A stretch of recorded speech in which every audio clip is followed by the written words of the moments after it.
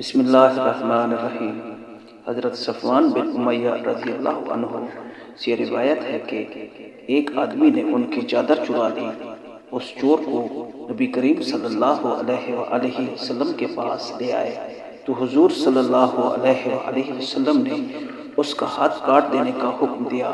انہوں نے کہا، اے اللہ کے رسول صلی اللہ علیہ وآلہ وسلم، میں نے اس کو معاف کر دیا۔ حضور صلی اللہ علیہ وآلہ وسلم نے فرمایا، ابو وہب، معافی کرنا تھا تو ہمارے پاس لانے سے پہلے کیوں معاف نہ کیا؟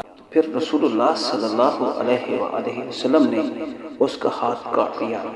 سنن نسائی، حدیث نمبر 4882۔ حضرت ابو ہریرہ رضی اللہ عنہ سے روایت ہے کہ رسول اللہ صلی اللہ علیہ وآلہ وسلم نے فرمایا، جب کوئی شخص زنا کرتا ہے تو وہ مومن نہیں ہوتا، اور جب کوئی شخص چوری کرتا ہے تو وہ صاحب ایمان نہیں ہوتا، اور جب کوئی شخص شراب پیتا ہے تو وہ بھی ایمان سے لا تعلق ہو جاتا ہے، اور جب کوئی شخص طاقت اور قوت کے زور پر زبردست ڈاکہ ڈالتا ہے کہ لوگ بیچارے دیکھتے رہ جاتے ہیں تو وہ بھی ایمان سے خالی ہوتا ہے۔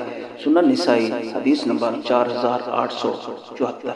حضرت ابو ہریرہ رضی اللہ عنہ سے روایت ہے کہ نبی اکرم صلی اللہ علیہ وآلہ وسلم نے فرمایا، زانی جب زنا کرتا ہے تو مومن نہیں ہوتا، اور چور جب چوری کرتا ہے تو مومن نہیں ہوتا، اور شرابی جب شراب پیتا ہے تو مومن نہیں ہوتا، البتہ توبہ پھر بھی ہو سکتی ہے۔ سنن نسائی، حدیث نمبر 4875۔